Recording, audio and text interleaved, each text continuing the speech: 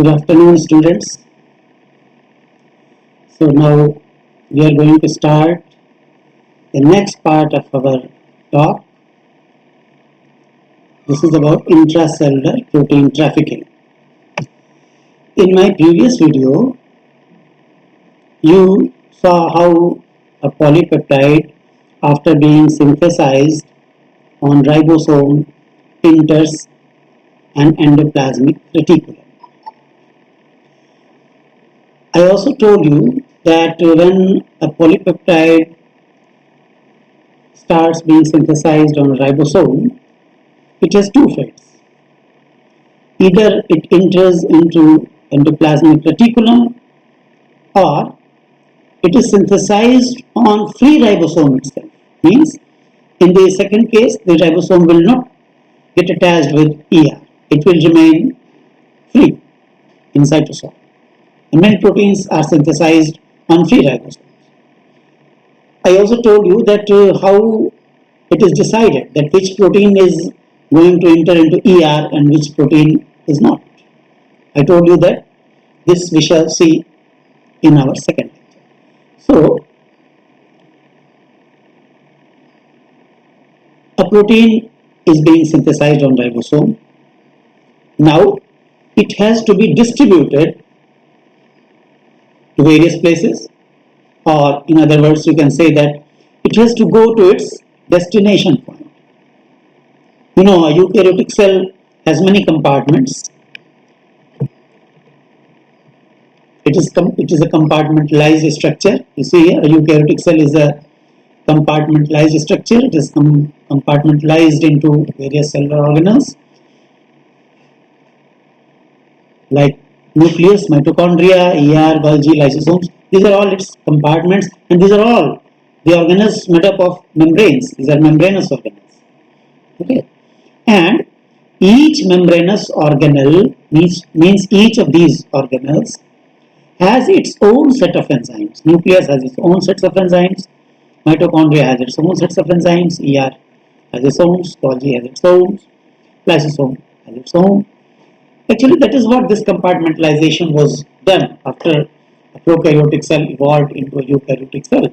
So that different enzymes required for a different function, required for a specific function, are stored and collected at a specific place. जैसे आप लोग जानते हैं कि हमारे घर में जब हम लोग शुरू में गांव में रहते थे या बहुत पहले सैकड़ों हजारों साल पहले हम लोग के छोटे घर हुआ करते थे, एक ही घर में एक ही झोपड़ी में सब कुछ था. आज भी गांव में ऐसे घर मिल जाएंगे, एक ही घर में एक ही झोपड़ी में सब कुछ है, उसी में सोना, उसी में खाना, उसी में पढ़ना, सब कुछ है. लेकिन जैसे जैसे हम एडवांस हुए थोड़ा तो क्या हुआ, हमने अपने घरों में कमरे बना दिए अलग अलग. उसमें क्या हुआ कि किचन का सामान किचन में ही रहेगा, बाथरूम का बाथरूम में, ड्राइंग रूम का ड्राइंग रूम में. उसी तरह से हमारा यूकैरियोटिक सेल है. It is a compartmentalized structure. There are different compartments and the enzymes required for energy production are concentrated, are stored in mitochondria itself. The enzymes required for DNA replication and transcription are stored in nucleus.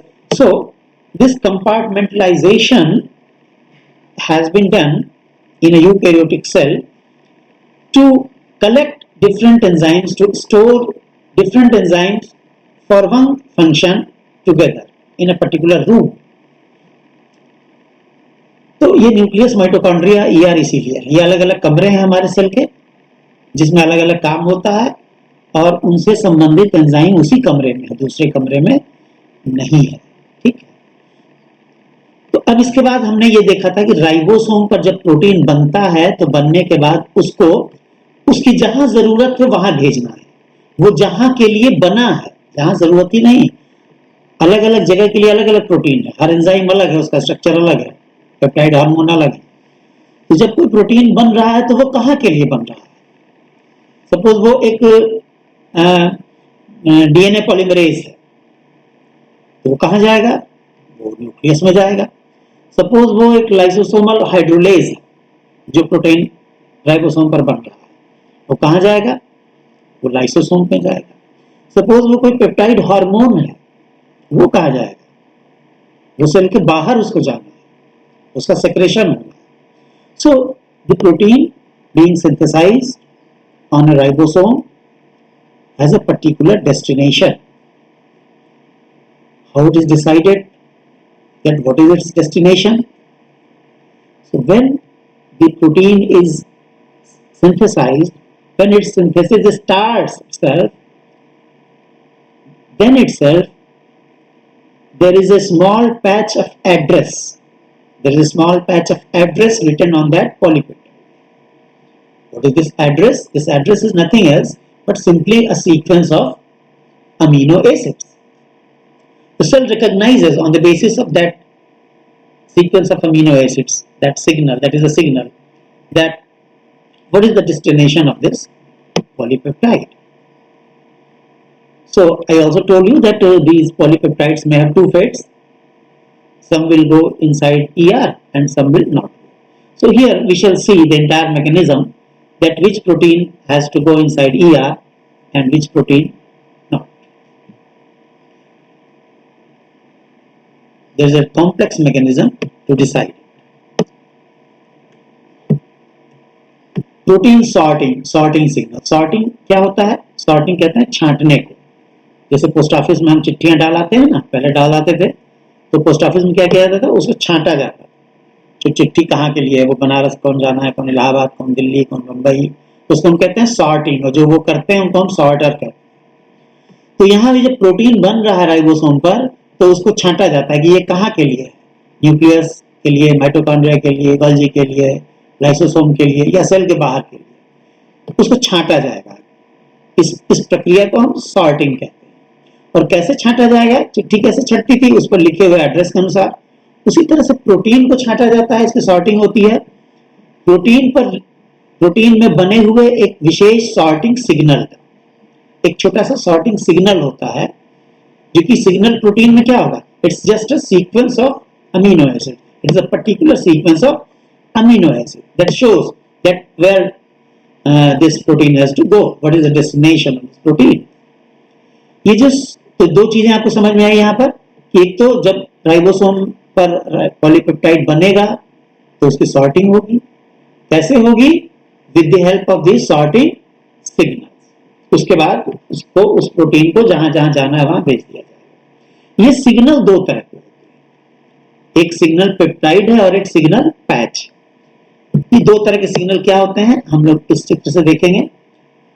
Signal peptide का मतलब है कि ये polypeptide है, ये जो आप देख रहे हैं, this is polypeptide, and at one end there is a small signal. This is known as signal peptide. Okay, here at its end terminal there is a small signal, there is a small segment of polypeptide. This is known as signal peptide.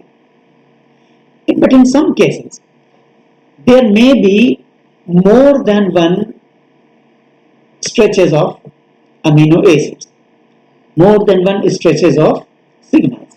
Like in this case, you see there are three stretches, 1, 2 and 3.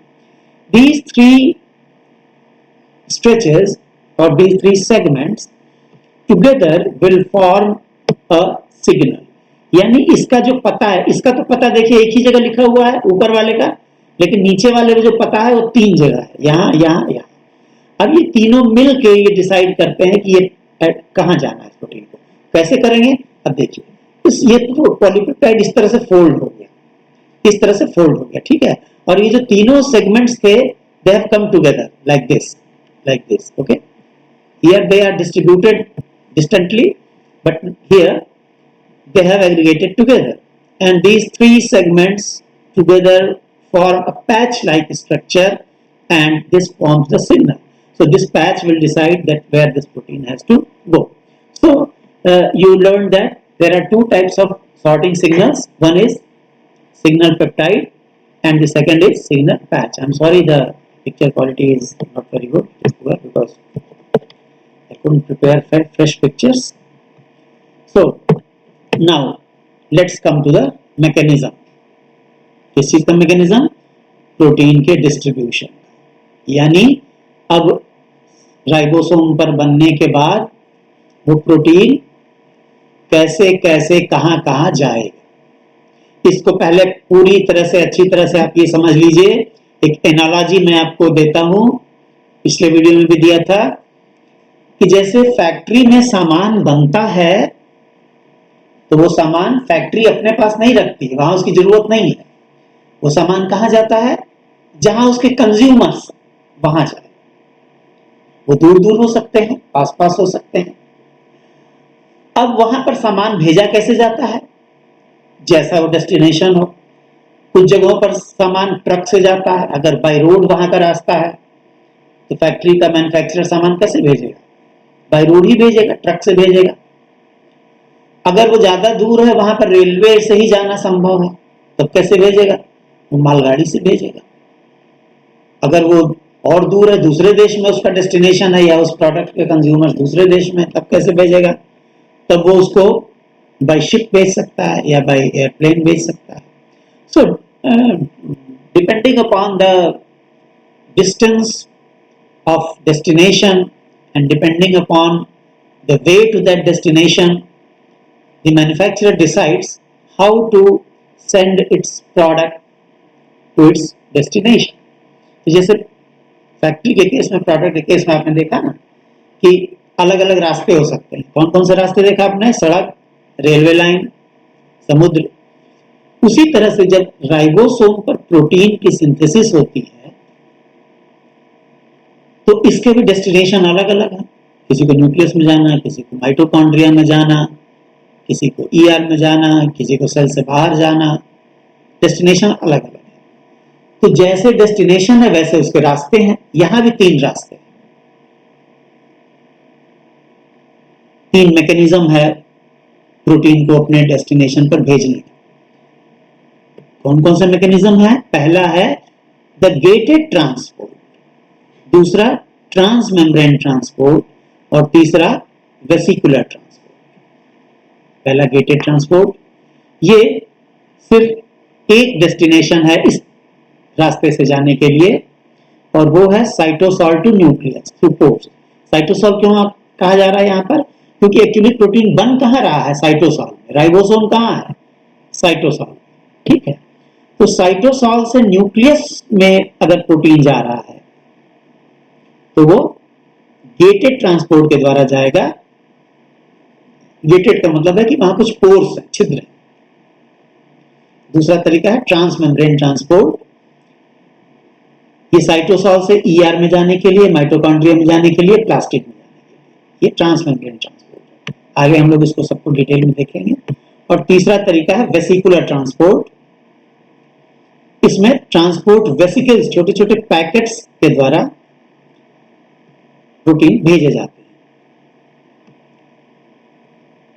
और ये vesicular transport किसी भी एक compartment से, cell के एक compartment से दूसरे कंपार्टमेंट, ध्यान रखिए कंपार्टमेंट क्या है? वो स्ट्रक्चर है जो मेम्ब्रेन बाउंड हो। जैसे ER is a compartment, Golgi is a compartment, different cisternae of Golgi are compartments, nucleus is a compartment, lysosome is a compartment. So from one compartment to another compartment, the polypeptides are sent by this vesicular transport. Now, this is a very important picture. Sorry. This is a very important picture. You thoroughly try to understand it. This picture I have drawn for you myself. There are, first of all, you see there are different compartments. These all rectangles are compartments of a cell. This is cytosol, this is nucleus, this is peroxisome, mitochondria, plastid, ER, Golgi, secretory vesicle, lysosome, endosome, cell surface. These are all these compartments of the cell. Now there are different arrows. These are the arrows. And you see that some numbers are written on these arrows. There are only 3 numbers, 1, 2 and 3. 1 is at only one place. This is number 1. 2, this is 2, this is 2, this is 2, this is 2. And after this endoplasmic reticulum, there is only one number, that is 3. What is meant by these numbers? Number 1 means this is gated transport. Means if a protein has to be transported from cytosol. When I say cytosol, you understand that it is ribosome, okay, because the ribosome is located in the cytosol itself. So suppose a polypeptide has to be transported from cytosol to nucleus, where from cytosol or say ribosome to nucleus, then only the polypeptide will follow a gated transport mechanism. Gated transport. Why? Because the nuclear membrane has nucleopores.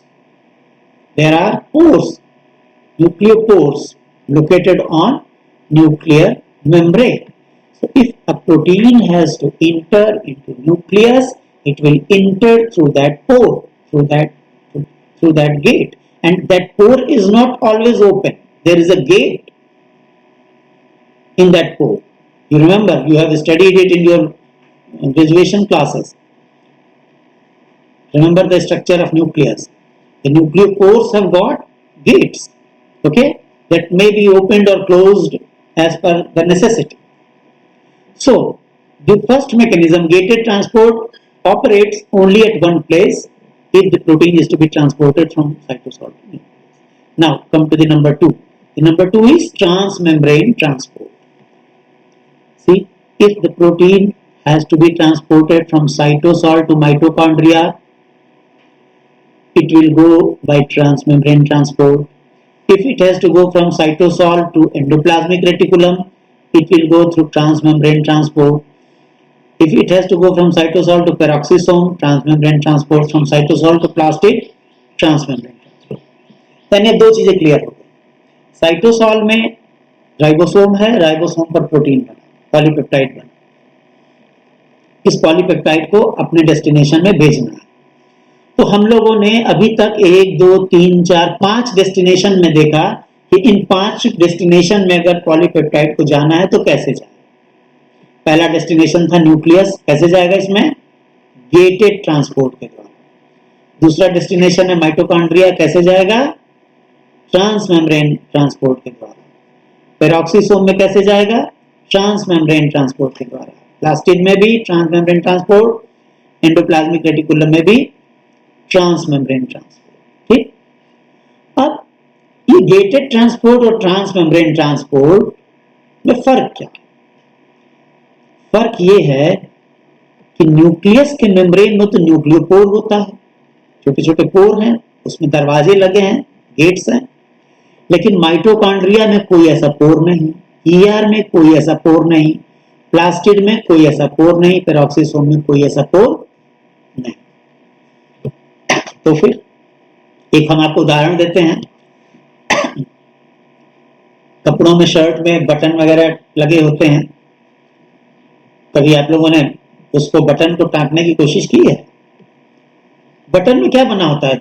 4 छोटे छोटे pores बने होते हैं या 2 pores बने होते हैं. ठीक है. तो उसमें सुई धागा को कैसे डाला जाता है? उस पोर के थ्रू डाल दिया जाएगा. ठीक. तो जो बटन में सुई धागा डालते हैं, सुई धागा से उसको टाँपते हैं, वो है गेटेड ट्रांसपोर्ट. लेकिन अगर कपड़े की सिलाई करनी होती है तब क्या होता है? कपड़े में तो कोई ऐसा अलग से पोर बना नहीं है, तो फिर क्या होता है? नीडल को, कपड़े को छेद के इस पार से उस पार जाना पड़ता है. ये ट्रांसमेम्ब्रेन ट्रांसपोर्ट है. माइटोकॉन्ड्रिया में बटन की तरह से, न्यूक्लियस की तरह से पोर नहीं है, ईआर में भी नहीं है, प्लास्टिड में भी नहीं है, पेरोक्सिसोम में भी नहीं है. तो यहां कैसे पॉलीपेप्टाइड इनके अंदर कैसे जाएगा? इनके अंदर वैसे आप कह सकते हैं कि जो आपने देखा था ईआर में ट्रांसलोकेटर्स थे, वो भी एक तरह के पोर हैं, लेकिन हम उनको पोर की गिनती में नहीं लेते हैं क्योंकि वो पोर नहीं है. देख, वहां पोर की तरह से दिखाया जरूर गया, but they are actually protein molecules. जो प्रोटीन ट्रांसपोर्टर्स आप लोगों ने पिछले वीडियो में देखा था, यहां भी देखेंगे, they are not pores, actually they are protein molecules. उन प्रोटीन मॉलिक्यूल के अंदर ऐसी थोड़ी जगह होती है जिसके द्वारा होके ये पॉलीपेप्टाइड अंदर चला जाता है. ठीक है. तो न्यूक्लियस में कैसे जा रहा है? Gated transport. और बाकी इसमें माइटोकॉन्ड्रिया, ईआर, प्लास्टिड, पेरोक्सिसोम में कैसे जा रहा है? Transmembrane transport. अब ईआर के आगे चलेंगे। ईआर के आगे प्रोटीन जाएगा, कहां जाएगा? हमेशा पहले गोल्जी में जाएगा। गोल्जी से वो लाइसोसोम में जा सकता है, एंडोसोम में जा सकता है, सेक्रेटरी वेसिकल बना सकता है, सेल सरफेस पर जा सकता है। तो बच्चों इस डायग्राम में सिर्फ कई चीजें बताई गई। एक तो ये बताया गया है कि कहां जाना है तो कैसे जाएगा। हाँ देखिए, गोल्जी से आगे, सॉरी ईआर से आगे कैसे जा रहा है? नंबर 3 मैकेनिज्म से। ईआर से आगे नंबर 3 मैकेनिज्म से। नंबर 3 क्या है? Vesicular transport. यानी ईआर से गोल्जी में जाना है तो वेसिकल के द्वारा जाएगा। वेसिकल क्या है? ये छोटे छोटे मेम्ब्रेन के पैकेट्स, उसमें पहले प्रोटीन को लोड कर दिया जाता है और फिर वो पैकेट लेकर चला जाता है, यहां तक पहुंचा देता है। जैसे सामान को जब बहुत दूर भेजना होता है तो क्या होता है, उसको कंटेनर्स में पैक कर दिया जाता है। सामान बड़े बड़े कंटेनर्स में पैक कर दिया जाता है, फिर वो पैक्ड कंटेनर्स सामान को लेके जाते हैं और उसमें जो सामान रखा जाता है उसको क्या कहते हैं जानते हैं? कार्गो कहते हैं। आप एयरपोर्ट पर लिखा हुआ देखेंगे कार्गो, किसी जहां शिप वगैरह जाते हैं वहां भी आपको कार्गो, उस सामान को कार्गो कहते हैं जो इस तरह से भेजा जाता है। तो यहां भी जब प्रोटीन इस वेसिकल में पैक हो जाता है तो उसे हम कार्गो कहते हैं। तो ईआर से आगे कैसे जा रहा है? वेसिकल के थ्रू, गोल्जी में। गोल्जी से आगे लाइसोसोम में, वेसिकल के द्वारा। एंडोसोम में, वेसिकल के द्वारा। सेक्रेटरी वेसिकल में, वेसिकल के द्वारा। सेल सरफेस में, वेसिकल के द्वारा। तो इस डायग्राम में दो चीजें दिखाने की कोशिश की गई है। एक तो प्रोटीन को कहां से कहां जाना है तो किस मैकेनिज्म से जाएगा, वो आप इसको देख के सब बता दें। कहां गेटेड ट्रांसपोर्ट से जाएगा, यहाँ। कहां ट्रांसमेम्ब्रेन ट्रांसपोर्ट से जाएगा, यहाँ यहाँ यहाँ यहाँ। कहां वेस्कुलर ट्रांसपोर्ट से जाएगा, यहाँ से यहाँ, यहाँ से यहाँ, यहाँ यहाँ और यहाँ यहाँ। ये सब ट्रांसमेम्ब्रेन ट्रांसपोर्ट। दूसरी और एक बहुत इंपॉर्टेंट इंफॉर्मेशन ये डायग्राम आपको दे रहा है कि पॉलीपेप्टाइड को, प्रोटीन को अगर कहीं भी जाना है तो उसका रास्ता क्या होगा। सिर्फ वेहिकल, ये सब तीनों चीज क्या है? ये वेहिकल है, किस वेहिकल से जा रहा है, किस मैकेनिज्म से जा रहा है, लेकिन किस रास्ते से जाएगा, रूट क्या होगा, वो रूट भी इसमें यहाँ है। अब जैसे न्यूक्लियस में जाना है तो साइटोसॉल से सीधे जाएगा, माइटोकॉन्ड्रिया में जाना है सीधे जाएगा, ईआर में जाना है सीधे जाएगा, प्लास्टिड में डायरेक्ट, पेरोक्सिसोम में डायरेक्ट। लेकिन अगर इस साइटोसॉल में राइबोसोम पर जो प्रोटीन बन रहा है, सपोज कीजिए उसको गोल्जी में जाना है, कोई भी प्रोटीन होगा जिसको गोल्जी में जाना, वो कभी भी राइबोसोम से सीधे गोल्जी में नहीं जाएगा। कैसे जाएगा? It will go to Golgi through ER. पहले इसको ईआर में आना पड़ेगा तब गोल्जी में जाएगा। तो जो गोल्जी के प्रोटीन हैं उनको कैसे मिल रहे हैं गोल्जी को? पहले वो प्रोटीन ईआर में जा रहा है, फिर गोल्जी में जा रहा है। और सारे प्रोटीन जो गोल्जी में जाएंगे वो गोल्जी में ही नहीं रह जाएंगे।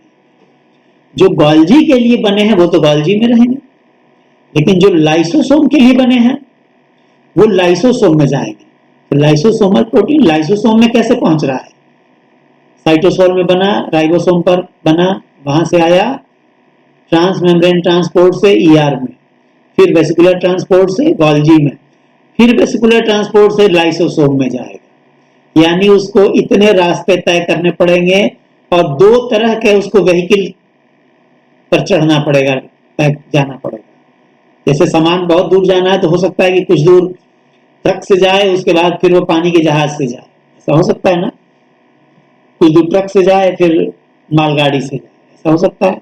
उसी तरह से अगर किसी प्रोटीन को लाइसोसोम में जाना है तो कुछ दूर उसको ट्रांसमेम्ब्रेन ट्रांसपोर्ट से आना पड़ेगा और उसके बाद फिर वेसिकुलर ट्रांसपोर्ट से गोल्जी में आना पड़ेगा, फिर वेसिकुलर ट्रांसपोर्ट से लाइसोसोम। ठीक इसी तरह से अगर किसी को एंडोसोम में जाना है तो लगभग वही रास्ता। सेक्रेटरी वेसिकल बनाना यानी वो वेसिकल जो बाहर जाएगा। अगर जो हार्मोन बाहर निकलते हैं वो कैसे निकलते हैं? Through secretary vesicle. जो एंजाइम्स हैं जिनको सेल से बाहर जाना है वो कैसे जाएंगे? Through secretary vesicle. इसका क्या रास्ता होगा?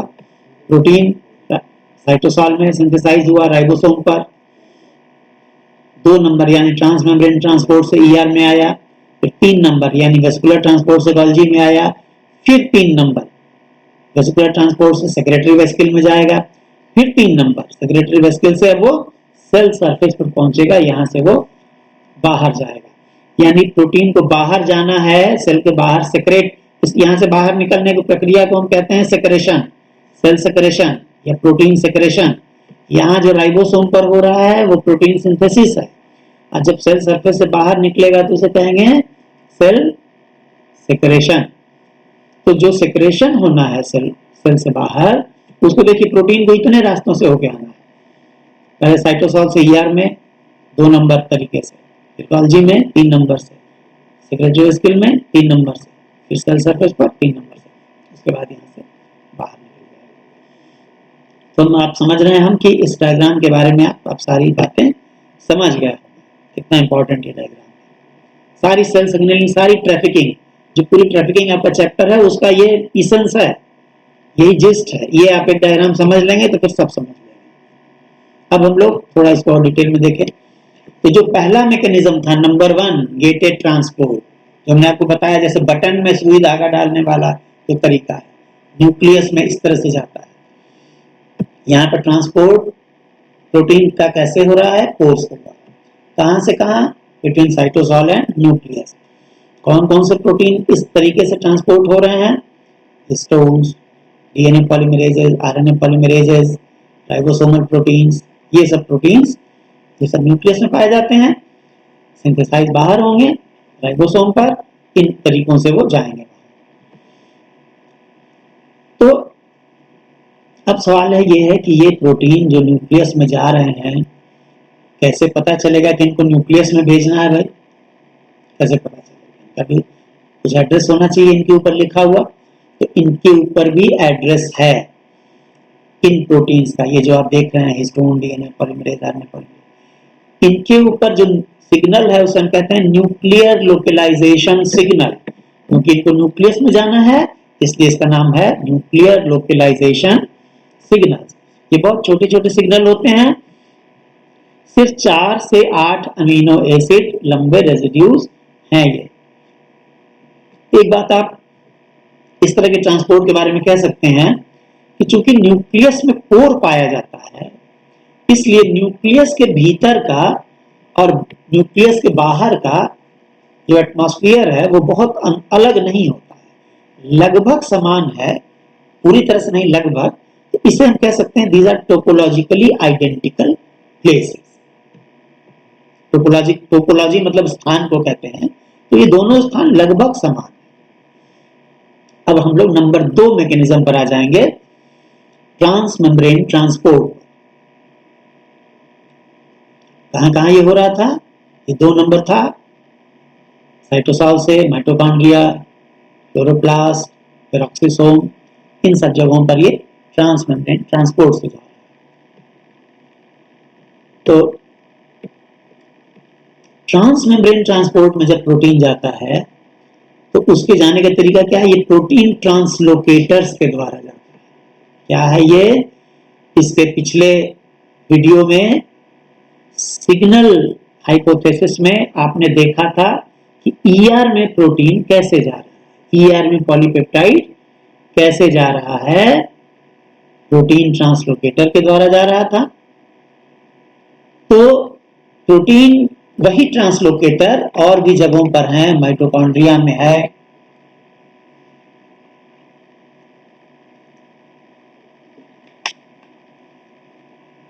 क्लोरोप्लास्ट में है, इन सब जगहों पर ट्रांस मेम्ब्रेन ट्रांसपोर्ट से जाएगा।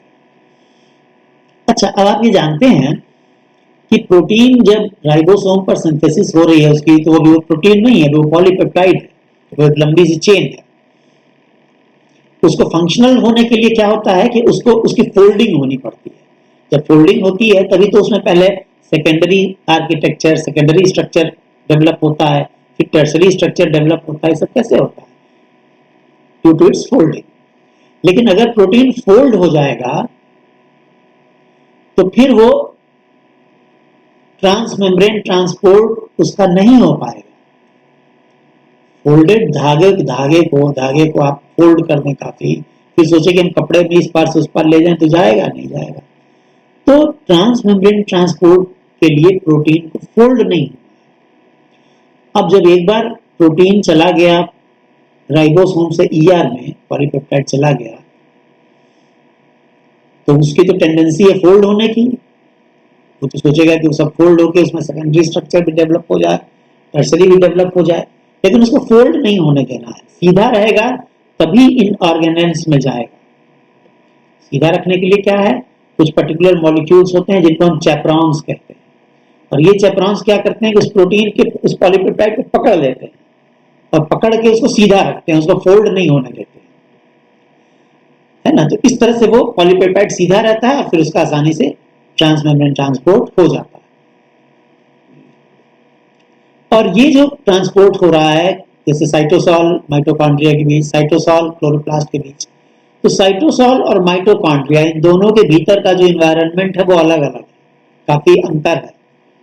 इसलिए हम इसको कहते हैं कि it occurs between topologically distinct spaces, यानी जहां से जा रहा है जो सोर्स स्टेशन है और जहां जाना है जो डेस्टिनेशन स्टेशन, उन दोनों में बहुत फर्क है। ठीक है, आगे चलें। अब हम लोग उसमें थोड़ा डिटेल में देखेंगे transport to mitochondria, particularly mitochondria में कैसे जा रहा है। माइटोकॉन्ड्रिया में जो पॉलीपेप्टाइड जाएगा उसमें एक सिग्नल पेप्टाइड है जो कि लंबा है, बड़ा है, 20 से 80 रेसिड्यूज लॉन्ग हो सकता है, और इस पेप्टाइड का नाम है मैट्रिक्स टारगेटिंग सिग्नल। जहां जाना है उसके आधार पर नाम रख दिया गया है मैट्रिक्स टारगेटिंग सिग्नल। अगर ये है तो इसका मतलब है कि ये पॉलीपेप्टाइड माइटोकॉन्ड्रिया में जाएगा। माइटोकॉन्ड्रिया में जाने के लिए, प्रोटीन के जाने के लिए एनर्जी की जरूरत पड़ती है, क्योंकि बिना एनर्जी के वो अपने से बाहर से अंदर नहीं जा सकता। तो ये एनर्जी इसको एटीपी हाइड्रोलिसिस से मिलती है और कुछ इलेक्ट्रोकेमिकल ग्रेडियंट से भी मिल जाती है। आप जानते हैं कि माइटोकॉन्ड्रिया के जो आउटर चैम्बर होता है, आप लोगों ने ऑक्सीडेटिव फॉस्फोरिलेशन भी पढ़ा था, वहां पर आपने इलेक्ट्रोकेमिकल ग्रेडियंट के बारे में जाना था। तो ये इलेक्ट्रोकेमिकल ग्रेडियंट भी इसमें मदद करता है इस प्रोसेस को एनर्जाइज करने में, और एटीपी हाइड्रोलिसिस भी। माइटोकॉन्ड्रिया में जब पहले पॉलीपेप्टाइड जाता है उसके पास, तो जहां वो रिसीव होता है उसको हम कॉन्टैक्ट साइट कहते हैं। यहाँ पर अगले स्लाइड में दिखा है, देखिए ये माइटोकॉन्ड्रिया है, this is a mitochondria, okay, this is the outer membrane and this is the inner membrane and this is the matrix of mitochondria. तो ये कॉन्टैक्ट साइट है। कॉन्टैक्ट साइट यानी यहाँ पर कुछ ऐसी बनावट है जहां से पॉलीपेप्टाइड अंदर जा सकता है। और आप देखिए कि ये जो कॉन्टैक्ट साइट है ये ऐसा होता है जहां की आउटर मेम्ब्रेन और इनर मेम्ब्रेन ये एक साथ ज्वाइन कर जाते हैं।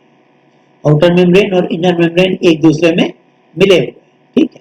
तो यहाँ पर ऐसी थोड़ी सी गुंजाइश बन जाती है, ऐसी जगह होती है जिससे कि पॉलीपेप्टाइड अंदर आ सकता है। एक और बात यहाँ ध्यान देने की है कि ये पॉलीपेप्टाइड है जिसको अंदर जाना है, और इसमें ये सिग्नल पेप्टाइड है, this is the signal peptide. तो ये जब पॉलीपेप्टाइड यहाँ आ रहा है इस माइटोकॉन्ड्रिया में जाने के लिए, तो पहले ही ये कॉन्टैक्ट साइट पर नहीं आ रहा है, बल्कि इस पॉलीपेप्टाइड का कहीं रिसेप्टर है, there is a receptor, this is the receptor. Receptor क्या है भाई, कि यही रिसेप्टर इस सिग्नल पेप्टाइड से बाइंड करेगा। This signal peptide will bind to this receptor. जब ये बाइंडिंग हो जाती है तब ये डिसाइड हो जाता है कि ये पॉलीपेप्टाइड इसी माइटोकॉन्ड्रिया का, इसको यही जाना है, ठीक है। तो ये पहले पॉलीपेप्टाइड आया, अपने सिग्नल पेप्टाइड के माध्यम से इस रिसेप्टर साइट पर बाइंड किया। इसके बाद जब बाइंडिंग हो जाती है फिर ये पॉलीपेप्टाइड इस कॉन्टैक्ट साइट से होकर अंदर जाता है, ठीक है। तो कॉन्टैक्ट साइट किया हुआ, ठीक है। सिग्नल पेप्टाइड कहाँ बाइंड कर रहा है, रिसेप्टर पर, आपने अभी देखा। अब जब पॉलीपेप्टाइड माइटोकॉन्ड्रिया में अंदर चला गया, मैट्रिक्स में चला गया, तो अब इस सिग्नल पेप्टाइड की जरूरत नहीं है, खत्म हो गया। ये तो बस एड्रेस भरता है, जैसे लिफाफे पर किसी कार्टन पर एक अलग से एड्रेस चिपका दिया जाता है कागज पर, वो कंसाइनमेंट पहुंच गया अपने डेस्टिनेशन पर, उस एड्रेस की जरूरत खत्म, उसको हटाया जा सकता है। हम लोग डब्बा वब्बा खोल के फेंक देते हैं। उसी तरह से इस सिग्नल पेप्टाइड को अब काट के निकाल दिया जाएगा। तो अंदर एक सिग्नल पेप्टाइडेज है, एंजाइम, जो इस सिग्नल पेप्टाइड को काट के हटा देगा। और यहाँ के लिए भी देखिए चैपरॉन्स जो है वो प्रोटीन को कैसे क्या रखे हुए हैं, अनफोल्डेड स्टेट में रखे हुए हैं। यहाँ देखिए once the polypeptide is inside the matrix, so this signal peptide is cleaved off. How? By means of signal peptidase, with the help of signal peptidase. ये एंजाइम है जिसने सिग्नल पेप्टाइड को काट के निकाल दिया। बचा क्या? बचा ये सिर्फ polypeptide. Now this the mature polypeptide, और इसकी यहाँ फोल्डिंग वगैरह हो जाएगी, ये फंक्शनल प्रोटीन बन जाएगा और जो इसका काम करना है वो करेगा। ठीक है। So now we shall see transport of polypeptide to ER. Actually यही वो चीज है जो इसके पहले आपने सिग्नल हाइपोथेसिस में देखा है। जो आपने सिग्नल हाइपोथेसिस देखी, Uptake of protein into ER, वो इसी का पूरा मैकेनिज्म है। क्योंकि यहाँ आप पूरी ट्रैफिकिंग पढ़ रहे हैं इसलिए एक पार्ट वो आ गया। Actually Uptake of protein into ER is a part of protein trafficking. जो पूरी प्रोटीन ट्रैफिकिंग है उसी का एक पार्ट है ER। क्योंकि this is the key step. Protein को बहुत सारे ऑर्गेनेल में जाना है, जाने के लिए पहले ER से ही होकर गुजरना पड़ता है। सिर्फ न्यूक्लियस, माइटोकॉन्ड्रिया, क्लोरोप्लास्ट, इनको छोड़ के इनमें जाना है तो ER में नहीं जाएगा। इन तीनों जगहों, चारों जगहों पर जाना है तो वो ER में नहीं जाएगा। लेकिन बाकी जहां भी जाना है, गोल्जी में जाना है, लाइसोसोम में जाना है, सेक्रेटरी वेसिकल में जाना है, या सेल के बाहर जाना है, सेल सरफेस पर जाना है, तो वो ER से होकर गुजरता है। सो दिस इज अ की step in the protein trafficking process. तो इसलिए इसका मैकेनिज्म अलग से वर्कआउट किया गया है और वो हमने आपको पिछले वीडियो में दिखाया, बताया। एक चीज मैं बताना भूल गया, यहां पर आप देखिए कि ये माइटोकॉन्ड्रिया में पॉलीपेप्टाइड कैसे जा रहा है। ये पॉलीपेप्टाइड राइबोसोम से बन के चला आया है। It is no more attached with ribosome. इसका ट्रांसलेशन पूरा का पूरा हो चुका है और अब ये माइटोकॉन्ड्रिया में इंटर करने के लिए आया है। इसका ट्रांसलेशन हो चुका है, इसलिए इस ट्रांसपोर्ट को हम क्या कहेंगे? This is post translational transport protein. कैसा है ये? Post translational transport. लेकिन ER के केस में आप पिछले वीडियो में भी देख चुके हैं, ये ट्रांसपोर्ट कैसे होता है? को ट्रांसलेशन। ठीक है। बाय सिग्नल हाइपोथेसिस मैकेनिज्म, ये आप लोग देख चुके हैं। इसमें क्या क्या हेल्प करती हैं चीजें, signal peptide, SRP receptor protein, ये सब आप देख चुके हैं। अब माइटोकॉन्ड्रिया ही जैसा एक और ऑर्गेनल है क्लोरोप्लास्ट। यहां अगर प्लांट सेल है, यहां अगर पॉलीपेप्टाइड को जाना है तो यहां भी जाने के लिए एनर्जी चाहिए, लेकिन ये एनर्जी सिर्फ ATP हाइड्रोलिसिस से यहां मिलती है। माइटोकॉन्ड्रिया में there were two sources of energy, ATP hydrolysis and electrochemical gradient, but in case of chloroplast there is only one source of energy and this is ATP hydrolysis. तो chloroplast में एक और दिक्कत होती है। क्लोरोप्लास्ट तो एक ऑर्गेनल है बड़ा, जिसके अंदर एक छोटे ऑर्गेनल और रहते हैं जिन्हें थिलेकॉइड्स कहते हैं। तो कुछ को तो थिलेकॉइड के बाहर क्लोरोप्लास्ट में रहना होगा कुछ प्रोटीन को, लेकिन कुछ को थिलेकॉइड के अंदर जाना होगा। तो जिनको थिलेकॉइड के अंदर जाना होता है उन प्रोटीन्स के लिए दो सिग्नल पेप्टाइड्स होते हैं। हम लोग आगे देखें, डायग्राम होगा। This is chloroplast and this is the thylakoid. So you see there are two signals on this polypeptide. एक पहला सिग्नल जिसका नाम है क्लोरोप्लास्ट सिग्नल पेप्टाइड, ये पहला सिग्नल है, क्लोरोप्लास्ट सिग्नल पेप्टाइड। ये दूसरा सिग्नल है, this is thylakoid signal peptide, thylakoid signal peptide. तो पहले की मदद से, क्लोरोप्लास्ट सिग्नल पेप्टाइड की मदद से, ये तो रिसेप्टर है, यहाँ पहले रिसीव हुआ, पहले तो ये तय हुआ कि हाँ ये जो पॉलीपेप्टाइड है ये क्लोरोप्लास्ट ही के लिए है, किसी दूसरे ऑर्गेनल के लिए नहीं है, माइटोकॉन्ड्रिया के लिए नहीं है। तो जब ये बाइंडिंग हो जाती है इस सिग्नल की इस रिसेप्टर के साथ, तब ये फिक्स हो जाता है, फाइनल हो जाता है कि ये पॉलीपेप्टाइड यहीं के लिए। बाइंडिंग हो गई, अब ये यहाँ से इसको भेज देगा यहाँ अंदर आने के लिए, तो ये अंदर आ गया। ठीक है, अभी तक देखिए इसके पास दो सिग्नल है, क्लोरोप्लास्ट सिग्नल और ये थैलेकॉइड सिग्नल। तो पहले वही पेप्टाइडेज एक क्लोरोप्लास्ट सिग्नल को यहाँ से काट के अलग कर देगा। देखिए ये क्लोरोप्लास्ट सिग्नल अलग हो गया और थैलेकॉइड सिग्नल बचा है। अब इस थैलेकॉइड सिग्नल के माध्यम से, इसकी मदद से ये पॉलीपेप्टाइड इस थैलेकॉइड में आ जाएगा। ठीक है, तो इस तरह से थैलेकॉइड में, क्लोरोप्लास्ट के थैलेकॉइड में जाने के लिए पॉलीपेप्टाइड्स के पास दो सिग्नल होते हैं। आगे चले, now to the third mechanism, that is vesicular transport. क्या होता है इसमें? Transport occurs by small vesicles. Vesicle means packets. These are membrane bound packets. छोटे छोटे थैले एक कंपार्टमेंट से दूसरे कंपार्टमेंट, ठीक, यानी ER एक कंपार्टमेंट, गोल्जी दूसरा कंपार्टमेंट, ER से गोल्जी, गोल्जी में एक सिस्टर्नी से दूसरे सिस्टर्नी। अब इसमें वेसिकल्स में प्रोटीन पहले लोड हो जाते हैं, जब लोड हो जाते हैं तो उनको कार्गो कहा जाता है। ठीक है, ER से गोल्जी में जाएगा या एक सिस्टर्नी से दूसरे में। ये ट्रांसपोर्ट भी टोपोलॉजिकली इक्विवेलेंट स्पेसेस में होता है, क्योंकि ER के अंदर का जो एटमॉस्फेयर है तो गोल्जी के अंदर का उसमें बहुत अंतर नहीं है। ये सब एक दूसरे में ट्रांसफर होते रहते हैं, एक दूसरे में बदलते रहते हैं। सिस्टर्नी के गोल्जी के एक सिस्टर्नी से दूसरे में जाएगा, सबके भीतर का लगभग टोपोलॉजी सेम।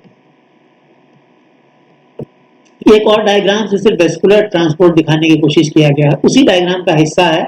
ER से प्रोटीन चला गोल्जी, इसमें वेसिकल दिखा दिया गया ताकि आपको याद रहे कि हाँ ER से गोल्जी में आएगा तो वेसिकल के द्वारा आएगा, गोल्जी से लाइसोसोम में जाएगा तो वेसिकल के द्वारा, गोल्जी से एंडोसोम में जाएगा तो वेसिकल के द्वारा, गोल्जी से सेक्रेटरी वेसिकल में जाएगा तो वेसिकल के द्वारा, गोल्जी से सेल सरफेस पर आएगा तो वेसिकल के द्वारा। ठीक है, these are routes of vesicular transport, routes of vesicular transport.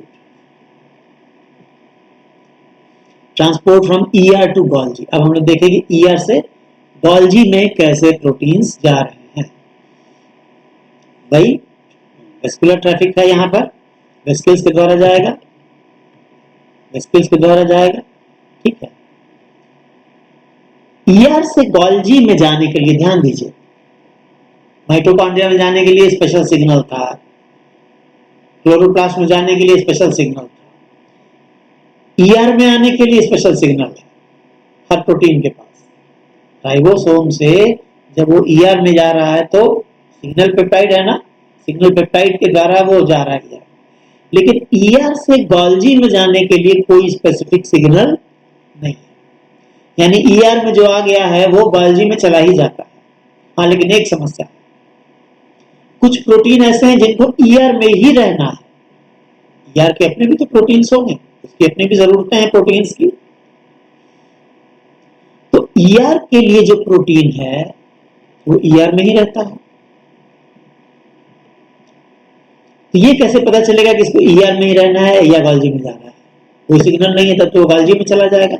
ER में रुकने के लिए सिग्नल है, ER से बाहर जाने के लिए सिग्नल नहीं है, गोल्जी में जाने के लिए सिग्नल की नहीं जरूरत है। ER में आया है और ER में ही रहने के लिए सिग्नल की जरूरत है। ठीक है, तो signals required to retain the protein in ER, या अगर गोल्जी में गया उसको गोल्जी में ही रुकना है तो उसके लिए भी उसके पास सिग्नल है।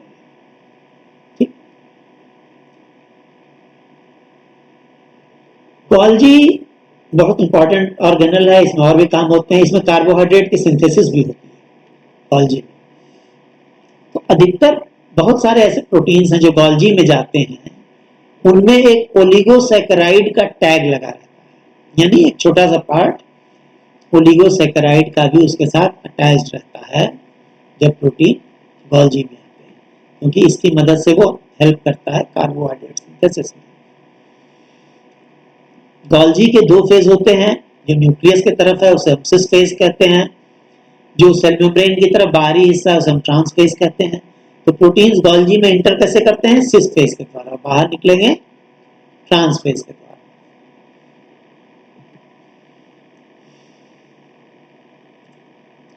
अच्छा, ईआर में जब प्रोटीन आया गोल्जी में जाएगा। कैसे जाएगा? वेस्किल के द्वारा। कहाँ वेस्किल बनेगा? आप तो कहेंगे कि रफ ईआर में चारों तरफ राइबोसोम चिपके रहते हैं। हाँ, लेकिन रफ ईआर में ही कुछ हिस्से ऐसे होते हैं जहां पर कभी राइबोसोम अटैच नहीं होते। ध्यान दीजिए, रफ ईआर में कुछ हिस्से ऐसे होते हैं जहां पर राइबोसोम अटैच नहीं होते हैं। उन हिस्सों को हम कहते हैं ट्रांजिशनल एलिमेंट्स। ये रफ ईआर, मैंने यहाँ आर लिखना चाहिए था, मैं भूल गया। रफ ईआर में ही कुछ हिस्से हैं जिन्हें क्या कहते हैं? Transitional elements. These are regions in rough ER without ribosomes. Regions in rough ER without ribosomes. यही वो जगह है जहां से कि वेसिकल्स बड ऑफ होते हैं। यहीं से छोटी छोटी वेसिकल्स बन के बाहर निकलते हैं। आगे हम देखेंगे कैसे। ये देखिए,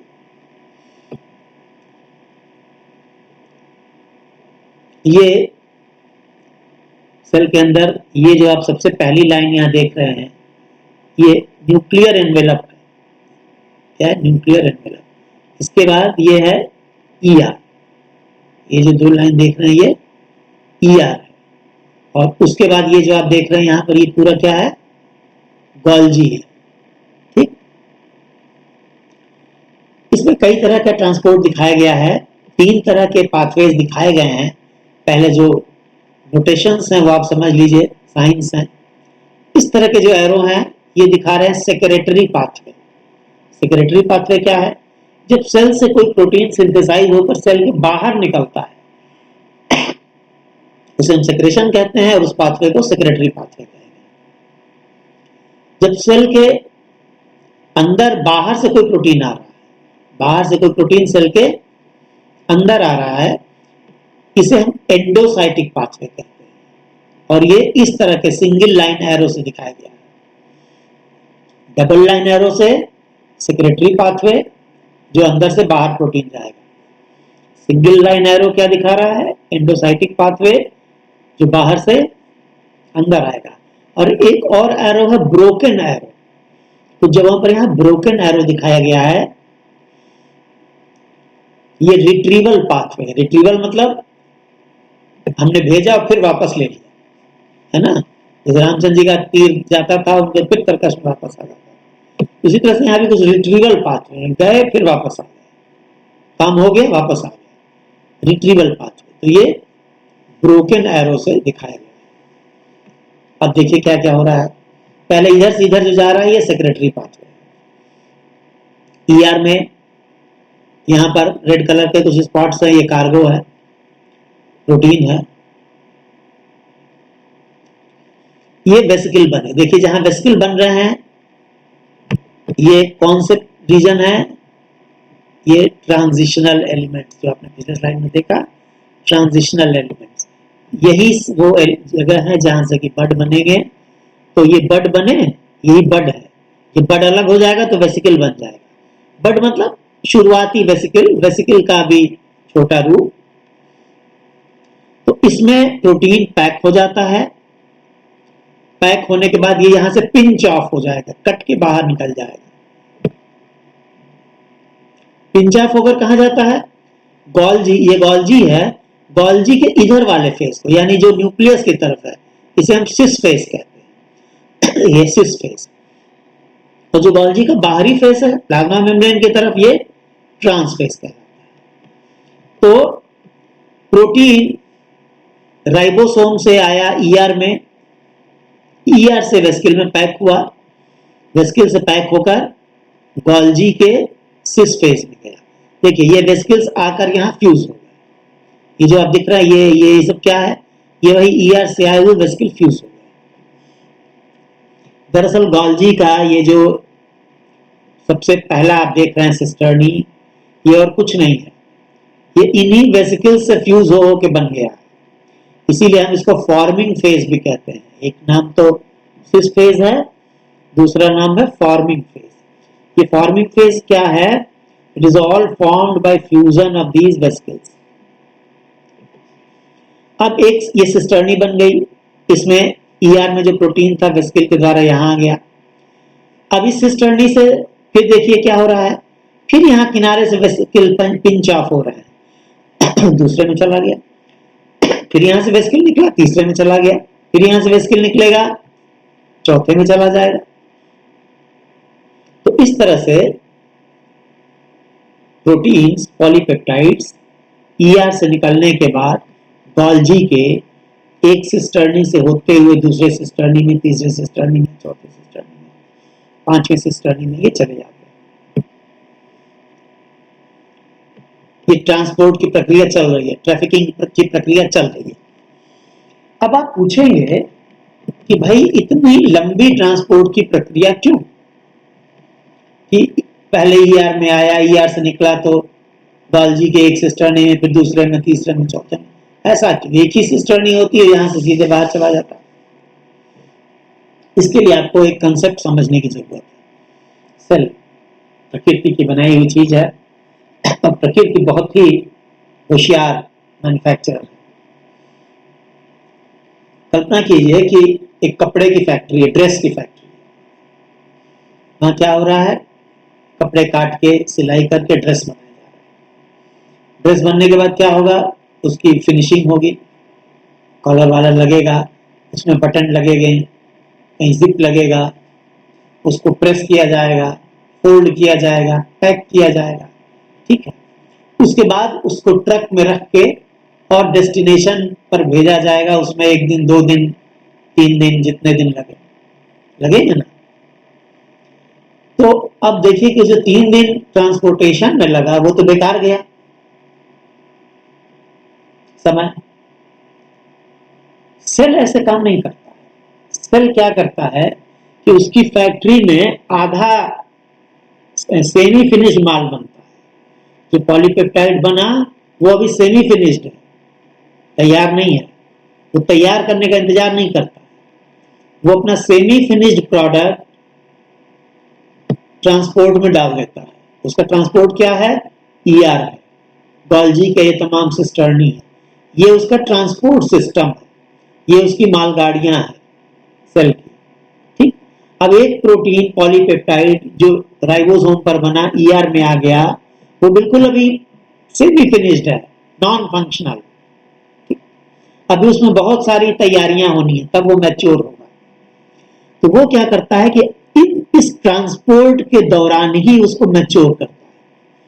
कुछ यहाँ मैच्योरेशन होगा, कुछ इस सिस्टर्नी में मैच्योरेशन होगा, कुछ इसमें होगा, कुछ इसमें होगा, कुछ इसमें होगा, ठीक है। एक तो ये फायदा कि जो उसका जो मैच्योरेशन की प्रक्रिया है, फिनिशिंग की प्रक्रिया है प्रोटीन्स की, वो इन ट्रांसपोर्टेशन के दौरान हो जाती है। दूसरा, ये जो सिस्टर्नी है वो उन प्रोटीन्स को स्टोर करने के भी काम आते हैं। अब राइबोसोम पर जब जरूरत हो तो कितना एक साथ बनेगा, और बहुत सारे हार्मोन की जरूरत है, एंजाइम की जरूरत है, इस सेल को देना है। अगर ये सेक्रेटरी सेल है तो वो क्या करेगा, उनको बना के और इन सिस्टर्नी में स्टोर करके रख लेगा, ठीक है। तो these are places of storage also, these are places of finishing of protein also. यहाँ फिनिशिंग भी होती है, यहाँ स्टोरेज भी होता है, यहाँ उनका कंसंट्रेशन भी होता है। उसको कंसंट्रेट करके कम जगह में अधिक चीज को पैक करके रखा जाता है। इसलिए इन पॉलीपेप्टाइड्स को ये सारे रास्ते निलंबित तय करने पड़ते हैं। और फाइनली इस सिस्टर्नी से जब इसको अगर कहीं और जाना है तो देखिए फिर इसमें यहाँ पर ये वेसिकल्स बने, इन वेसिकल्स में ये पिंच ऑफ हुए। यहाँ से कहाँ कहाँ जाना हो सकता है कि इसको एंडोसोम में जाना हो। एंडोसोम क्या है,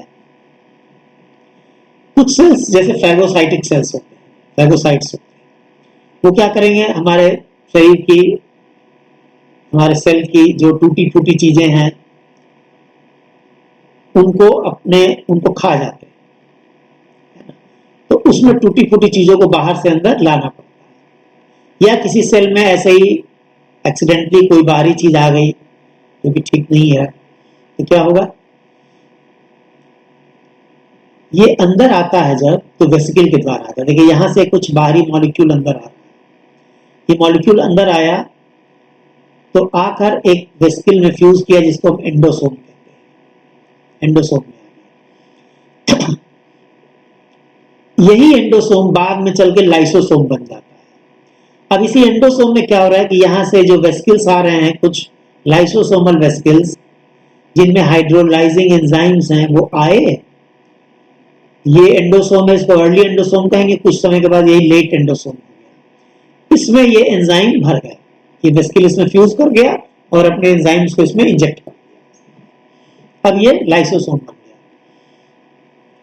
तो बाहर से आया हुआ मॉलिक्यूल इस अर्ली एंडोसोम लेट एंडोसोम से होते हुए लाइसोसोम में पहुंचा और यहाँ उसको डाइजेस्ट कर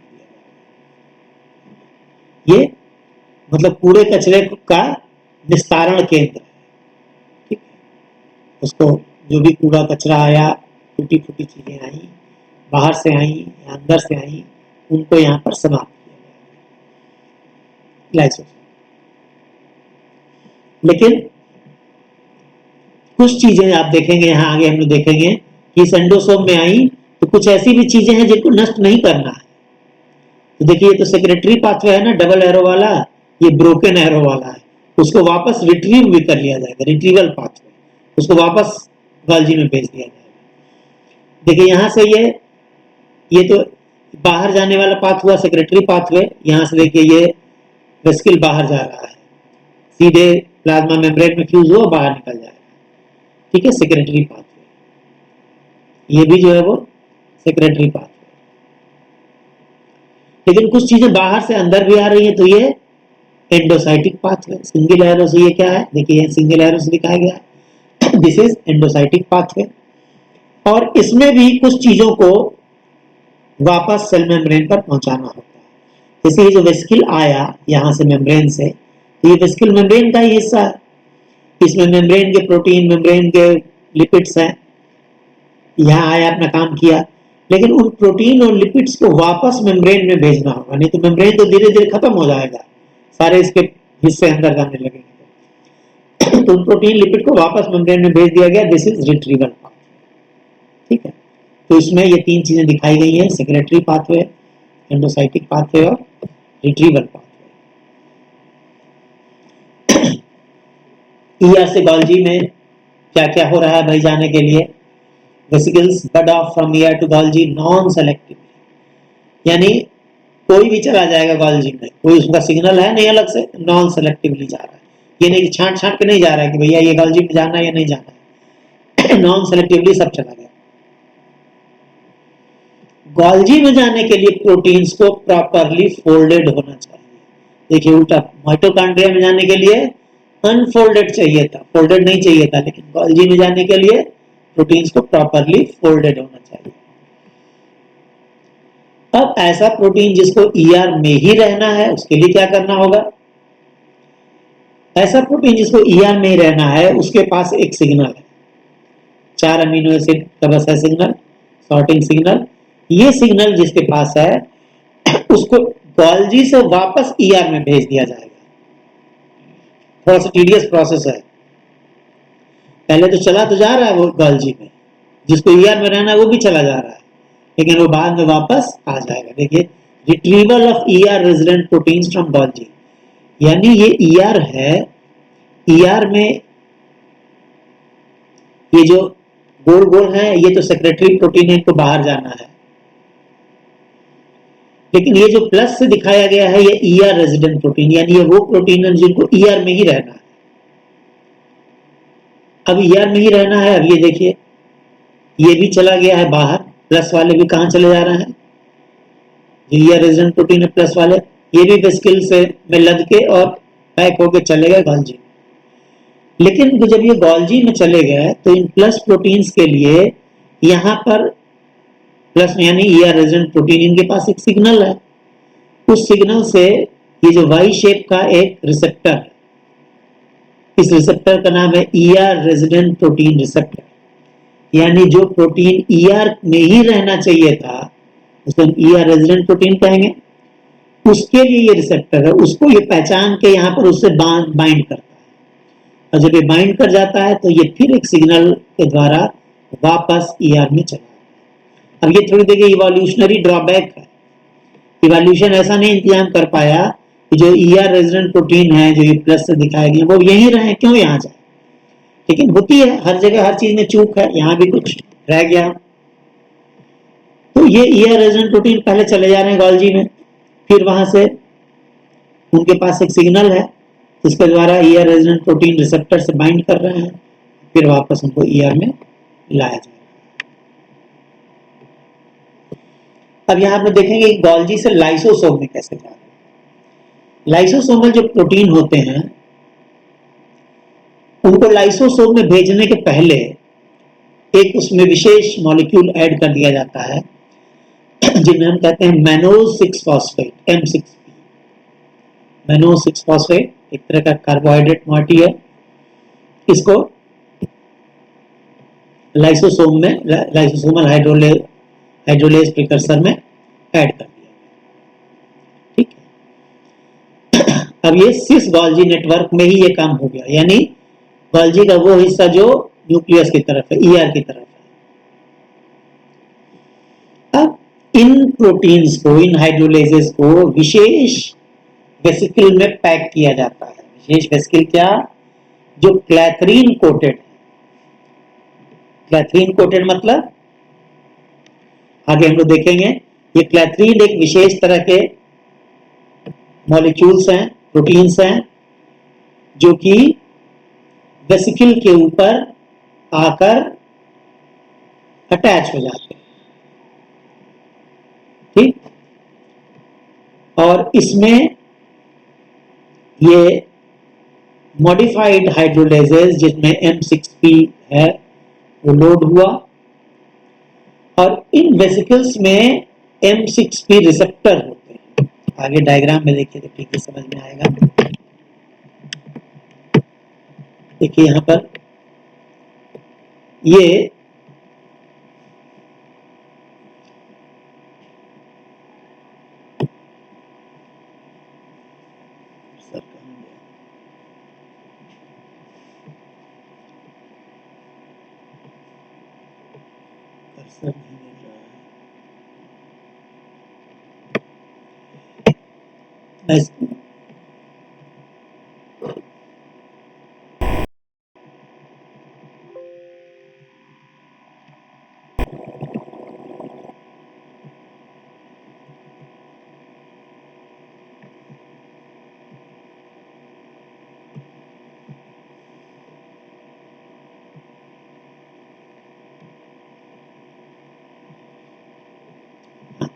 सॉरी थोड़ा डिस्टर्बेंस हो गया था।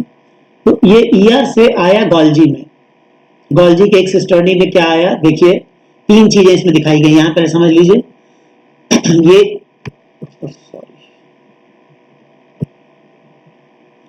ये जो है bean shaped structure, this is lysosomal hydrolase precursor. Lysosomal hydrolase precursor, precursor मतलब यही आगे चल के लाइसोसोमल हाइड्रोलेज प्रोटीन बन जाएगा, यानी लाइसोसोम का एंजाइम बन जाएगा। इसमें ये रेक्टेंगल जो दिखाया गया ये मैनोज है और ये फॉस्फेट। ठीक, तो ईआर में ये आपका प्रिकर्सर प्रोटीन है, इसमें मैनोज और ये प्लस शेप्ड का यानी फॉस्फेट जुड़ गया, मैनोज 6 फॉस्फेट इसके साथ जोड़ दिया। इसके साथ लाइसोसोमल एंजाइम का जो प्रिकर्सर है, जो उसका पूर्व रूप है, पूर्ववर्ती रूप है लाइसोसोमल एंजाइम का, उसमें ये मैनोज 6 फॉस्फेट जोड़ दिया। अगले सिस्टर्नी में आया, फिर अगले में आया। अब यहां पर एक ये बना वेसिकल। वेसिकल कैसे बना भाई? है ये जो छोटे छोटे आपको डॉट्स दिख रहे हैं, दीज आर क्लैथरीन। क्लैथरीन मॉलिक्यूल्स हैं जो जब इस वेसिकल से अटैच होते हैं तो इसके वजह से, इसकी फोर्स की वजह से ये वेसिकल बन जाता है। यानी जैसे यहां पर अगर ये क्लैथरीन आके अटैच हो जाएंगे तो ये हिस्सा अपने आप बल्ज होके और ये वेसिकल बना लेगा। यहां देखिए ये वेसिकल बना लिया। ठीक है, इसकी वजह से वेसिकल बनाइए ये क्लैथरीन मॉलिक्यूल्स की वजह से बना और इसके अंदर ये लाइसोसोमल हाइड्रोलेज पैक हो गया। लाइसोसोमल हाइड्रोलेज है ये, ठीक। उसके साथ ये मैनोज 6 फॉस्फेट है और एक ये वाई शेप का स्ट्रक्चर आप देख रहे हैं, ये क्या है, ये M6P रिसेप्टर है, यानी मैनोज 6 फॉस्फेट। ये जो मैनोज 6 फॉस्फेट यहाँ जुड़ा है ना, इसका ये रिसेप्टर है। तो यहां पर आप पूछेंगे कि भाई हाइड्रोलेज में मैनोज 6 फॉस्फेट क्यों यहाँ अटैच हो रहा है, तो इसीलिए अटैच हो रहा है क्योंकि जब इसमें मैनोज 6 फॉस्फेट ये अटैच हो जाएगा तो इस मेम्ब्रेन में एक रिसेप्टर है वाई शेप का जिसका नाम है M6P रिसेप्टर। तो अब M6P रिसेप्टर इस मैनोज 6 फॉस्फेट से अटैच हो गया और जब अटैच हो गया तो अब ये वेसिकल पिंच ऑफ हुआ। पिंच ऑफ होने के बाद इस रिसेप्टर से ये तय हो जाता है कि ये वेसिकल सिर्फ लाइसोसोम में ही जाए। ये लाइसोसोम, इसको लिखा हुआ लेट एंडोसोम ना, यही लेट एंडोसोम कुछ समय के बाद लाइसोसोम बन जाए, ठीक है। तो ये वेसिकल यहां से जाकर लाइसोसोम में पहुंच गया। इसको लाइसोसोम में पहुंचाने के लिए किसने मदद की, इस रिसेप्टर ने, M6P रिसेप्टर ने, ठीक है। और M6P रिसेप्टर ने और क्या किया कि एक तरफ ये मैनोज 6 फॉस्फेट से बाइंड किया, ठीक, जिससे ये तय हो गया कि ये जो हाइड्रोलेज जिसमें M6P बंधा है और फिर उससे ये रिसेप्टर बंध गया, तो अब ये हाइड्रोलेज सिर्फ और सिर्फ इस लेट एंडोसोम यानी जो आगे चल के लाइसोसोम बनना है उसी में ये जाएगा। अब देखिए हाइड्रोलेज यहाँ पहुंच गया, M6P इसमें से अलग हो जाएगा और ये जो M6P रिसेप्टर है, M6P रिसेप्टर वाई शेप, ये सब आप जो देख रहे हैं ये किसकी पूंजी है भाई, ये इसकी पूंजी है, गोल्जी की। इसका काम हो गया तो लाइसोसोम फिर से एक वेसिकल बनाता है और उस वेसिकल के माध्यम से इन रिसेप्टर्स को वापस भेज देते हैं, ठीक है। जहां से आया था रिसेप्टर वहां से वापस भेज देता है। हाइड्रोलेज एंजाइम इसकी जरूरत है, यहाँ इसको रख लिया और रिसेप्टर को वापस यहाँ भेज दिया। आगे चले, अब हम एंडोसाइटोसिस यानी जो बाहर से चीजें अंदर आ रही हैं, उसमें सेल्स में बहुत सारी चीजें ऐसे मैक्रोमोलिक्यूल्स वगैरह आ सकती हैं, वो एंडोसाइटोसिस से आते हैं। खासतौर से ऐसे सेल्स जो फैगोसाइटोसिस जिनमें होती है, ठीक है, जिनको हम ईटिंग सेल्स कहते हैं, तो वो एंडोसाइटोसिस के द्वारा उसमें चीजें अंदर आती हैं। तो ये जो वेसिकल्स अंदर आए एंडोसाइटोसिस के द्वारा, ये पहले एंडोसोम में फ्यूज करते हैं। एंडोसोम क्या है, कुछ वेसिकल्स हैं सेल के अंदर मौजूद और ये एंडोसोम यही आगे चल के लाइसोसोम बन जाते हैं। एंडोसोम्स एंड अप एज लाइसोसोम, क्यों, कब, जब इन लाइसोसोम में वो लाइसोसोमल हाइड्रोलेजेस आ जाते हैं, ठीक है। और अब ये जो एंडोसोम्स बने, इसमें प्लाज्मा मेम्ब्रेन से प्रोटीन और लिपिड भी आया, वो वापस प्लाज्मा मेम्ब्रेन को लौटा दिया जाता है। पिछले डायग्राम में आपने देखा है और ये प्रक्रिया क्लैथरीन कोटेड रिसेप्टर के माध्यम से होती है।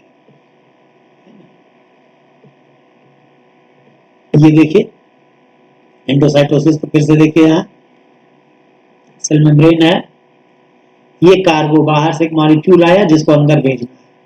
तो मॉलिक्यूल किसी सेल में तभी जा पाएगा जब उसका कोई रिसेप्टर हो, है ना। जैसे कि आप जानते हैं हर बैक्टीरिया, हर वायरस शरीर के सारे सेल्स को नहीं अफेक्ट करता है, कुछ सेल्स को अफेक्ट करते हैं, कुछ सेल्स में वो इन्फेस्ट करते हैं, अंदर जाते हैं, क्यों, क्योंकि उनके लिए वहां रिसेप्टर होते हैं। तो इसका जहां रिसेप्टर है, इस सेल पर रिसेप्टर है, तो ये हम बाइंड कर लिया, बाइंड कर लिया तो ये अब यहाँ पर एक वेसिकल बन जाएगा। वेसिकल बन कैसे, ये फिर ये कोटेड वेसिकल, ये क्लैथरीन कोटेड, क्लैथरीन कोट की वजह से ये वेसिकल बना। ये वेसिकल में ये कार्गो वेसिकल के द्वारा चला आया अर्ली एंडोसोम, ये एक बड़ा वेसिकल है, बाद में चल के यही लेट एंडोसोम हुआ, फिर लाइसोसोम हो गया। और यहां देखिए कि जो इसका रिसेप्टर था, प्लाज्मा मेम्ब्रेन में जो मौजूद ये रिसेप्टर था, ये रिसेप्टर इस वेसिकल में आया ना, और इसका जब काम हो गया, इसने इस कार्गो को अंदर पहुंचा दिया यहाँ एंडोसोम में, तो इस वेसिकल के द्वारा ये रिसेप्टर वापस मेम्ब्रेन में भेज दिया जाता है, रिट्रीवल प्रोसेस, वापस चला गया। यानी किसी चीज को सेल जल्दी बर्बाद नहीं करता है, हर चीज को रीयूज करता है ना। रिसेप्टर्स अपना काम किए, ये नहीं इसके बाद कि नष्ट नहीं हो गए, फिर वापस एक्सोसाइटोसिस, यानी सेल से जब चीजें बाहर निकलती हैं, कुछ जैसे हार्मोन बनाने वाले सेल्स हैं एंडोक्राइन सेल्स, एंजाइम प्रोड्यूस करने वाले सेल्स हैं एक्सोक्राइन सेल्स, ये सब अपना जो प्रोडक्ट बनाएंगे वो सेल के बाहर जाएगा, वो एक्सोसाइटोसिस हो गया, इसे हम सेक्रेशन कहते हैं, सेल सेक्रेशन। तो ये कैसे होता है? ट्रांसपोर्ट वेसिकल्स बनेंगे गल्जी में, गल्जी में किधर बनेंगे? ट्रांस साइड में, जो सेल मेम्ब्रेन की तरफ है वहां बनेगा। और ये सेक्रेटरी पाथवे दो तरह का होता है, कॉन्स्टिट्यूटिव सेक्रेटरी पाथवे पहला, और दूसरा रेगुलेटेड सेक्रेटरी पाथवे। दो तरह के सेक्रेटरी पाथवे, कॉन्स्टिट्यूटिव और रेगुलेटेड। क्या अंतर है भाई? कॉन्स्टिट्यूटिव जो है वो लगभग सभी सेल्स में होता है, यानी हर सेल को कुछ ना कुछ अपना जो कुछ अधिक हो जाता है वो बाहर निकालना पड़ता है। तो ये सभी सेल्स में लगभग कुछ सॉल्युबल प्रोटीन्स कंटिन्यूअसली बाहर निकलते रहते हैं उनसे जो उनके काम के नहीं उनको बाहर निकाल देते हैं, continuously secreted out from cells. Proteoglycans हैं, कुछ ग्लाइकोप्रोटीन्स हैं बाहर निकलते हैं। ये कुछ स्पेशल प्रोटीन्स सेल्स होते हैं, स्पेशलाइज्ड सेल्स होते हैं, जो कि कुछ खास मॉलिक्यूल बनाने के लिए और उनको बाहर भेजना है। तो वहां पर वो हमेशा नहीं निकलेगा, काम की चीजों को हमेशा नहीं बर्बाद नहीं करना है, तो रेगुलेटेड निश्चित जरूरत पर निकलेगा, निश्चित समय पर निकलेगा। तो रेगुलेटेड सेक्रेटरी प्रोटीन्स कहां बन रहे हैं? इन सेल्स स्पेशलाइज्ड फॉर सेक्रेशन। टीजीएन यानी ट्रांस गोल्जी नेटवर्क में प्रोटीन्स स्टोर हो जाएगा सेक्रेटरी वेसिकल्स में, और ये बाहर कब निकलेगा? रेगुलेटेड सेक्रेटरी प्रोटीन कब बाहर निकलेंगे? जब उस सेल को कुछ स्टिमुलेशन मिलेगा, यानी कोई एंडोक्राइन सेल हार्मोन कब बाहर सेक्रेट कर रहा है? जब कहीं से कुछ उसको स्टिमुलेशन मिल रहा है। एंजाइम कब सेक्रेट हो रहा है? जब कहीं से उसको कुछ स्टिमुलेशन मिल रहा है कि अब इसकी जरूरत है, अब तुम निकलो बाहर। तो upon proper stimulation proteins are secreted out, जैसे हार्मोन्स, न्यूरोट्रांसमीटर्स, एंजाइम्स, ये सब इस तरीके से बाहर निकलते हैं।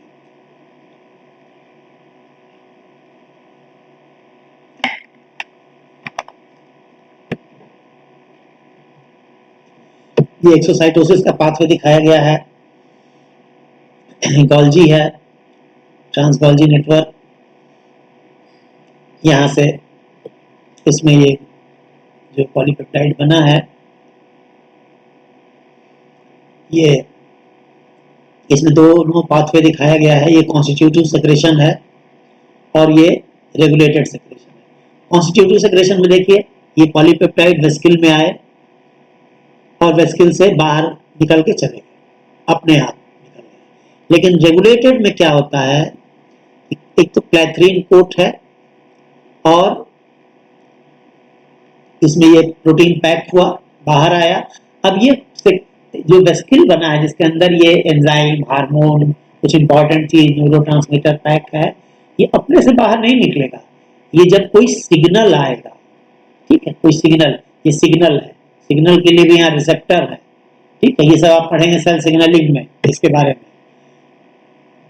तो ये रिसेप्टर इसको रिसीव किया और इस सिग्नल को पाने के बाद ये सेक्रेटरी वेसिकल समझता है अब हमको मेम्ब्रेन पर आना है और यहाँ आगे बर्स्ट करके और इस प्रोडक्ट्स को बाहर निकाल देना है। तो कॉन्स्टिट्यूटिव सेक्रेशन और रेगुलेटेड सेक्रेशन में ये अंतर है। ये कैसे हो रहा है? कॉन्स्टिट्यूटिव बिना सिग्नल के, रेगुलेटेड कैसे हो रहा है? सिग्नल के। तो ये दो तरीके हैं एक्सोसाइटोसिस के, एक्सो यानी बाहर निकलना। अब वेसिकुलर ट्रांसपोर्ट का कुछ मॉलिक्यूलर मैकेनिज्म, कुछ बातें अंदर आई हैं, उनको यहाँ समराइज किया जाएगा। वेसिकल्स कैसे बन रहे हैं? एक तो पहला तरीका है क्लैथरीन कोटेड वेसिकल्स का। तो ये जो मॉलिक्यूल्स ट्रांस मेम्ब्रेन रिसेप्टर से बाइंड करते हैं, यानी रिसेप्टर क्या है? मेम्ब्रेन में मौजूद ऐसे मॉलिक्यूल्स जो कि किसी मॉलिक्यूल से बाइंड कर रहे हैं। और ये कैसे रिसेप्टर है? ट्रांस मेम्ब्रेन रिसेप्टर मतलब मेम्ब्रेन में फंसा हुआ, आधा अंदर आधा बाहर, ऐसे रिसेप्टर्स हैं, ठीक है। इनसे जो मॉलिक्यूल बाइंड करेंगे, ट्रांस मेम्ब्रेन रिसेप्टर से जो मॉलिक्यूल बाइंड करेंगे, उनका वहां पर वेसिकल बनाने के लिए क्लैथरीन की जरूरत है। इसकी कोटिंग से वेसिकल बनेगा। क्लैथरीन से क्या होता है? It creates a force to create buds. और दूसरा मैकेनिज्म है कोएटामर कोट। कोएटामर क्या है? It mediates non selective vesicular transport. Non selective, जहां की सिलेक्शन कोई नहीं है, है ना। जैसे अभी आपने कॉन्स्टिट्यूटिव सेक्रेशन में देखा कि वो कभी भी बाहर निकल जा रहा है, तो इस तरह जब किसी प्रोटीन को बाहर निकलना होता है तो हम उसे कहते हैं कि ये कोएटामर कोट की मदद से ये बाहर निकलता है। कोएटामर जो है ये बड़े प्रोटीन होते हैं और 7 कोट प्रोटीन सब यूनिट्स इसमें होते हैं जिनसे ये मिलकर बनता है। तो मतलब है कि कुछ वेसिकल कोएटामर कोट से बन रहे हैं और कुछ क्लैथरीन कोट से बन रहे हैं। जहां नॉन सेलेक्टिव ट्रांसपोर्ट होना है वहां कोएटामर कोट से बन रहा है, और जहां ट्रांसमेम्ब्रेन रिसेप्टर द्वारा बाउंड मॉलिक्यूल्स हैं वहां पर क्लैथरीन कोट है। और ये वेसिकल बनने के लिए एनर्जी की जरूरत पड़ती है, एटीपी से मिलता है। कोएटामर जो है इसका बनना, कोएटामर कोट का बनना एक और प्रोटीन पर डिपेंड करता है जिसे हम ARF कहते हैं। ये एक जीटीपी बाइंडिंग प्रोटीन है। अब एक सवाल रह गया कि जब वेसिकल बनता है, जैसे मान लीजिए कि ER से चला गोल्जी पर गया या गोल्जी से गया लाइसोसोम पर गया, तो ये कैसे तय होगा कि वो बिल्कुल सही जगह ही पहुंचा है, कहीं गलत जगह नहीं पहुंचा? कई तरह से इसको इंश्योर किया जाता है कि जो माल पहुंच रहा है, जो प्रोडक्ट पहुंच रहा है, वो अपने सही जगह पर पहुंचे। उसके लिए एक और मैकेनिज्म है जिसको वेसिकल डॉकिंग कहते हैं।